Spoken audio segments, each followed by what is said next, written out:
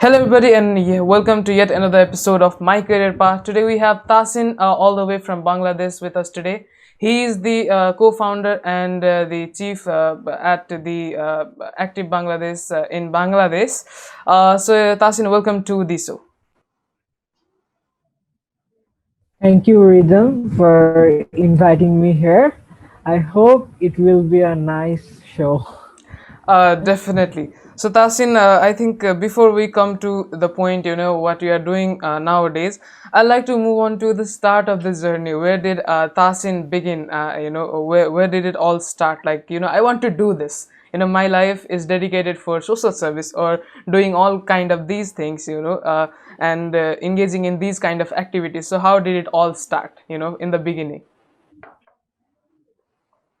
Okay, so if I tell about the beginning of Tasin, so I have to go back like my past years. Like when I was just three, I started to go to different organizations with my mother, and as my sister was connected with different organizations, so my mother used to take her there. So I was three, but still I used to go with her, and then gradually I grew up and uh, become connected with all the environment with of the organizations. So I when I started going to school, then I joined Cub Scout, then Red Crescent. So all these organizations are connected to people and social works. So from then I started doing social work. When I grew when I grew up more, when I started going to university, then I thought that I have a lot more to do for the society. So I thought to start an organization, and then I talked with my co-founder, and then started Active Bangladesh to do betterment of the society and the people of our society.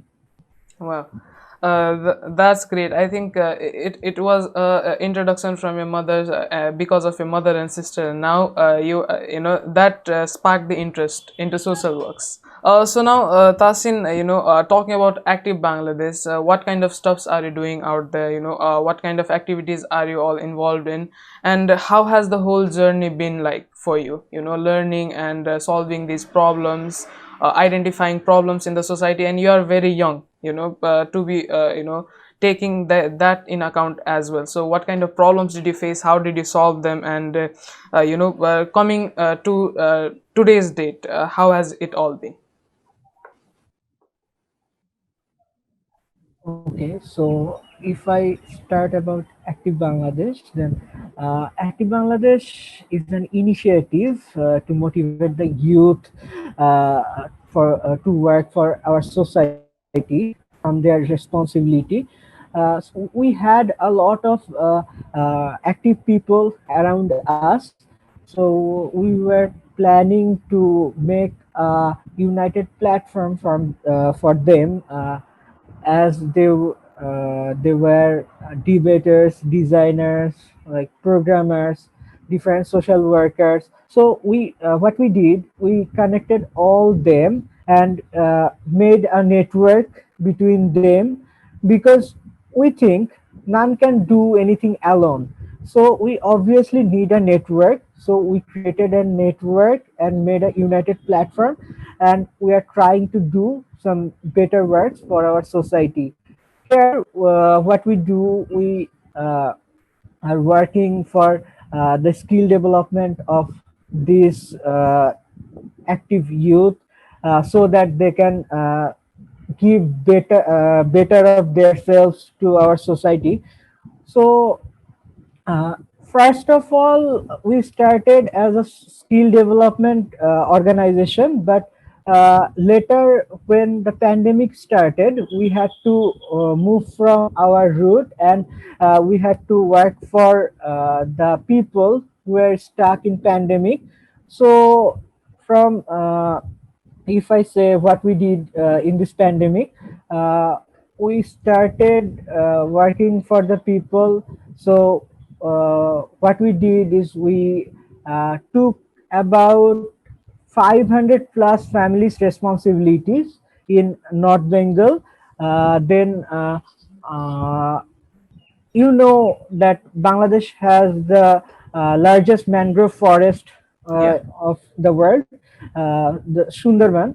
So what we heard that some people around Sundarban are also stuck, and they uh, cannot earn their living because of this pandemic. So we started working for the people of Sundarban. We took the responsibility of the people of Noldanga village, which is near Sundarban. Then the Ramadan was here in Bangladesh. So what we did, we took responsibility of around 600 plus families so that they can do their iftar properly.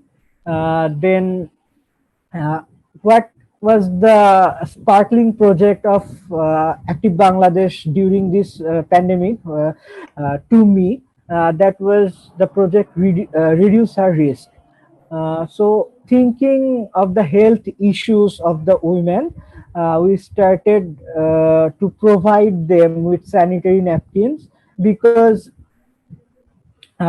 in Bangladesh during pandemic, in some places there was a situation like they can't even afford their food. So sanitary napkin was like luxury for them. So we started to provide sanitary napkins. We provided around 150 plus women in Jhalokati district of Bangladesh. Uh, for around 2 months My God. their sanitary napkins. Then there are a lot of street dogs, cats around. So when the lockdown was running, then the hotels were like closed down, so the street dogs couldn't have their food. So we uh, provided food to around 100 plus street dogs around Bogura, Mm-hmm. which is a district of Bangladesh. Then, as the lockdown was progressing, then the children were stuck in home, so they couldn't even have the entertainment. So we distributed about 3,500 chips to the home locked children, and put a smile in their face. Then Amphan hit in Bangladesh. Uh, Amphan, the cyclone. Yeah. We all heard about that. So when Amphan hit in Bangladesh, then we went back to that village near Sundarban, the Noldanga village, and another village was there, Tildanga. So their cyclone affected so much that they were homeless. Oh my So God. we tried to uh, like rebuild their Mm-hmm. homes. We provided them with some money, and thus we tried to stand beside the people there. So then another thing, flood affected in Bangladesh, and here I will talk about the problem we faced, that people invested so much in this social work that at that moment we faced the fund crisis. So what we did, we started a webinar, as coronavirus pandemic is here even.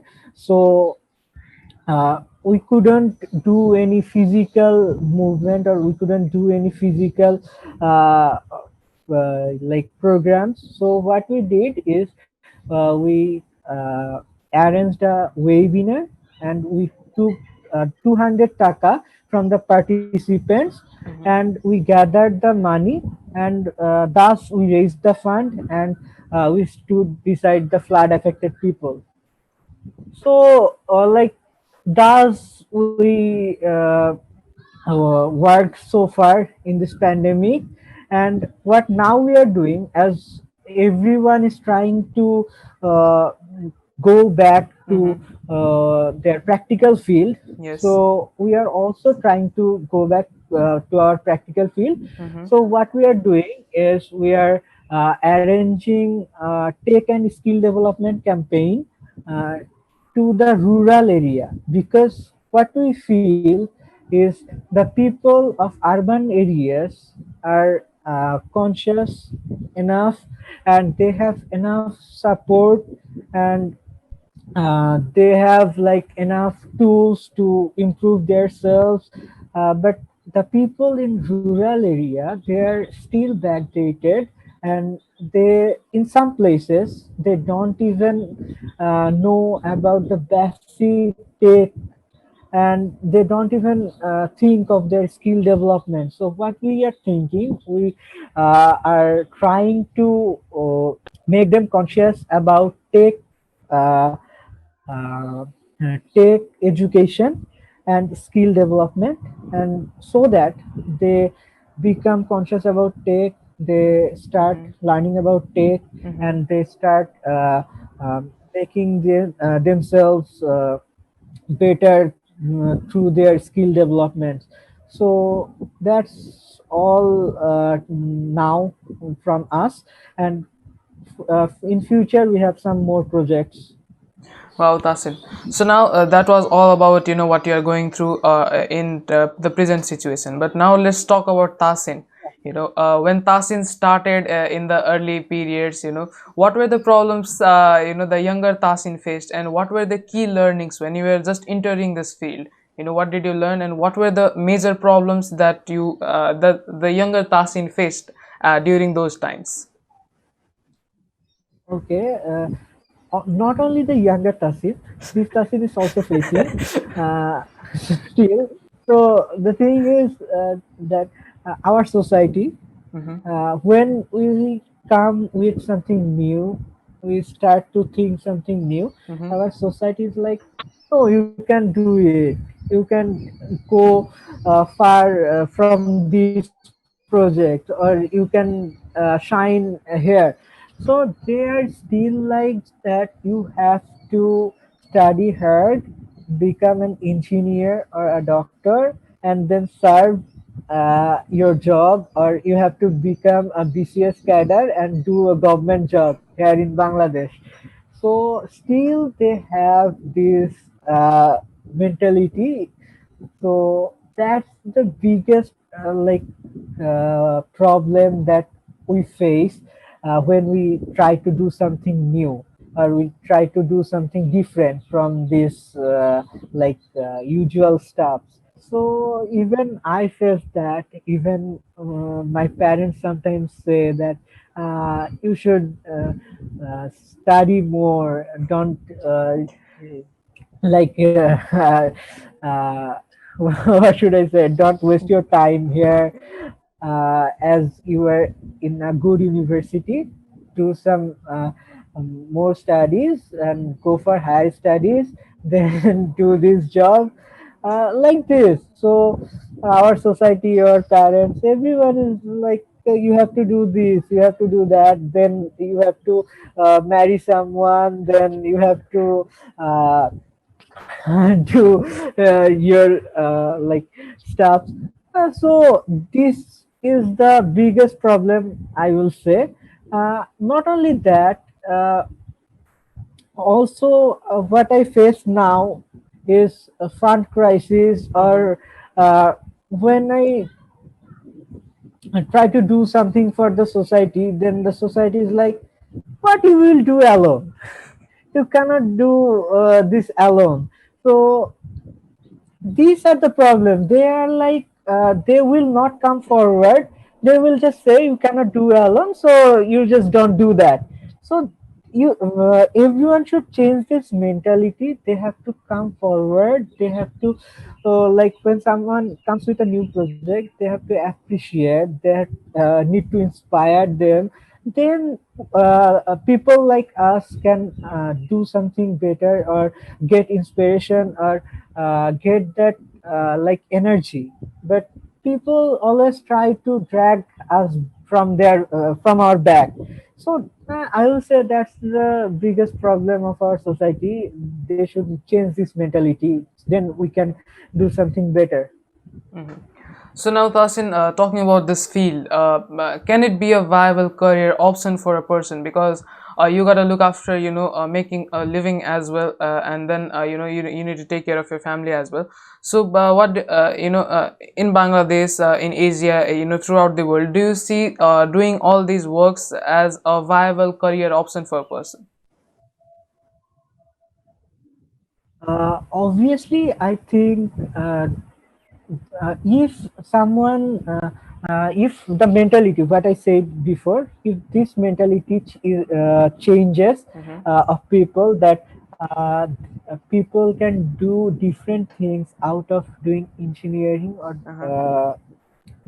being serving as a doctor. Mm-hmm. So then I think this will change, and then I think this career these things will be taken as career of people, because people still think that people cannot shine here or people cannot go far from this career. So people need to change this mentality and come forward and take these responsibilities and take these as career. Then people can change our society, and people uh, can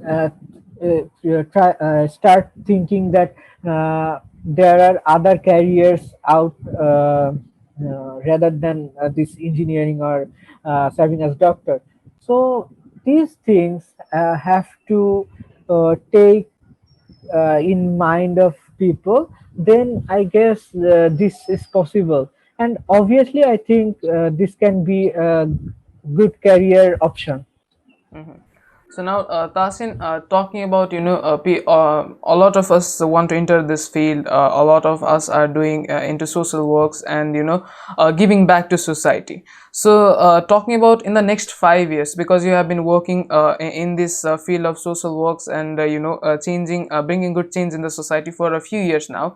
So from your experience, from your work experience, in the next 5 years, what kind of changes can we see in Bangladesh and throughout the world? And uh, what kind of scope will it have, and how important will social work be? Because it is very important, but from your perspective, what value does it hold, in the next 5 years?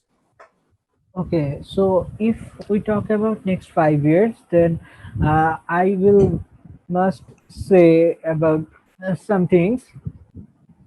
Uh, I start off myself Mm-hmm. in next 5 years. What I want to see myself and what I do, what I want to, where I want to see active Bangladesh. Mm-hmm. So if I talk about myself and active Bangladesh, then I must say that we have a vision.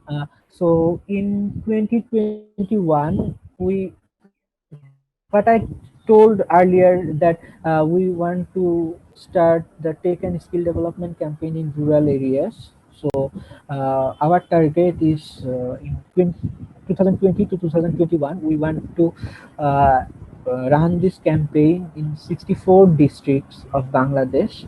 So in 64 districts, then in 2022 and 2023, between 2022 and 2023, we want to run this campaign to 492 upazilas of Bangladesh. In Bangladesh, I want to add, in Bangladesh we have 492 upazilas. So, and in 2000 and between 2024 and 2025, we want to uh, get involved in 2,460 institutions in Bangladesh. So that's a huge number. Mm-hmm. So if we can do this gradually, what we planned first, we will uh, get involved in this jilas, like 64 districts. Then we have to get involved in upajilas, and then we will get involved in 2,460 institutions of Bangladesh.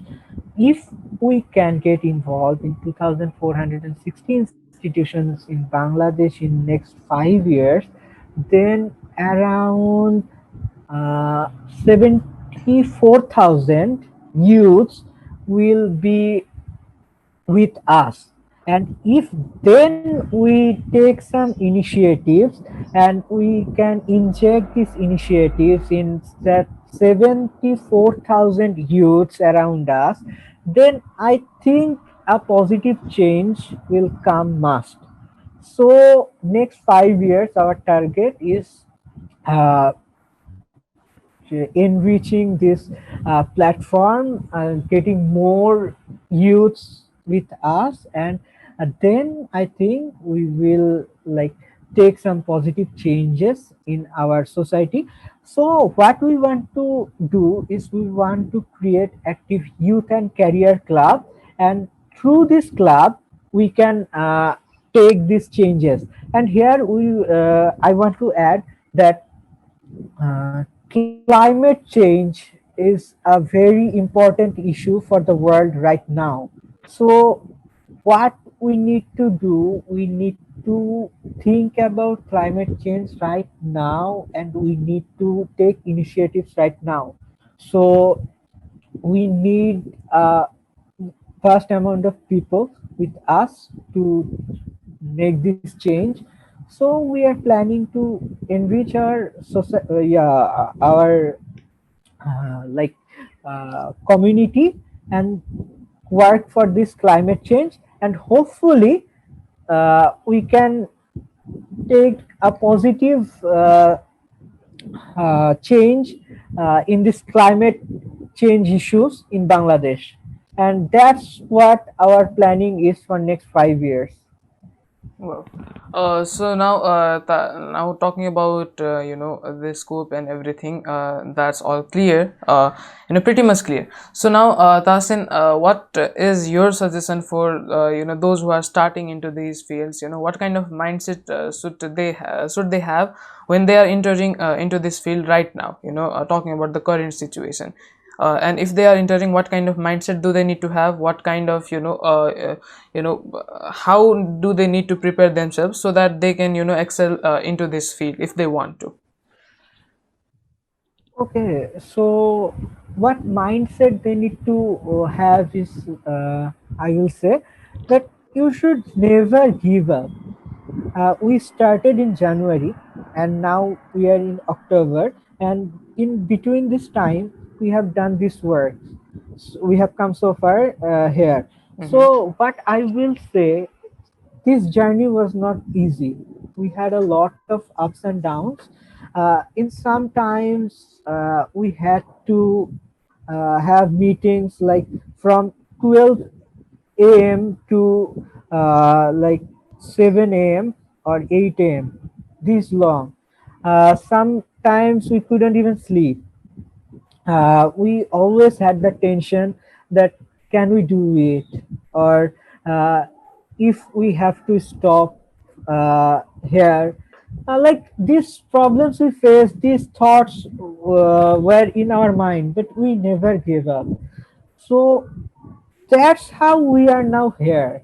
So the journey is never easy, so you have to have that mindset that you will never give up. You are here to take a positive change for your society, and you will do that. So when you are thinking, when you are believing that you will do that, then you can do that. Well, if you just think for once that you can't do that, and you will just give up right now, then you will just give up, and that will not run further. So you have to like, let's see, what's in store for us. We will do that. Then you can do that. So I will say, uh, take that mindset, have that mindset that you will do that, you'll never give up, you will take these positive changes in the society, you will change these things in next 1 year or next 2 years or next 5 years, then you can do that. And another thing I want to add here, everyone thinks of short term Mm-hmm. projects that like everyone thinks nowadays everyone thinks of like 1 year or 6 months or like 1 year and 6 months, but not like that. You have to think of 2 years or 3 years or 5 years, then you can like uh, see that changes or see that growing in your organization or in yourself. But if you just think of just 6 months or 1 year, then you can't just see that progress and you will just lose your hope. So think of like 3 years or 5 years, set a mindset that you will do that in 5 years or 3 years, then you can do that. So I will say, have a strong mindset and take a longer project. Mm-hmm. So basically, we need to have a never give up attitude, and along with that, a long term, long term plans, so that we can sustain and see the growth. So otherwise, it would be hard for for people, for And organizations to another sustain. thing I want to add here, Mm-hmm. another thing I want to add here is like what you are trying to do. Please, like do some homeworks before you come to do that. Mm-hmm. If you like think that you will do that and you don't even study about that, you can't sustain that. So what you have to do, you have to study about that, what you are trying to do, then you should come to that field. Don't come to that field without studying or doing any homeworks. So now, Tasin, we are towards the end of today's episode. So, is there some message, some final words that you want to leave for all these lovely people who are hearing us from around the world, so that they can keep that in mind, so that they can, take inspiration from your message, or, just anything that you want to share with our lovely audience today? Okay. What I want to say is, we all have some responsibilities Mm-hmm. towards society and environment. If we just see about our environment and our society, climate change is the uh, most dangerous issue, I will say. And climate change is like uh, progressing so fast that uh, we all should be conscious right now about this climate change, and we all should think about how we can uh, work together and uh, have solution for this problem. So we all have our duties towards this, and if we do that, if we come forward from our stage, then we can have a positive change, I must say. So we have to change ourselves today. We have to think about climate change today and work from our stage. I won't say that you have to like change the world uh, in 2 days or 3 days. You just do your work from yourself, from your stage. If we all do that from our stage, then obviously the change will be visible. So I will request to all, do that, think about that, be conscious about climate change today and work from your stage and start working from your stage today, then we must we can uh, give a better tomorrow to our future citizens. So that's what we must do right now, we must think right now. So that's all. Thank you so much, Tasin. It's always a great experience talking to you. Thank you for your time and for sharing your story, sharing what works Active Bangladesh is doing. By the way, I'll leave Active Bangladesh's social media handles and sites in the description below, so you guys can check them out what they are doing and maybe be a part of the change. So yes, that's it for today's episode. Thank you everybody for watching. Do share this episode with everybody. I'll see you in the next episode or any other next video. Till then, take care. Bye bye.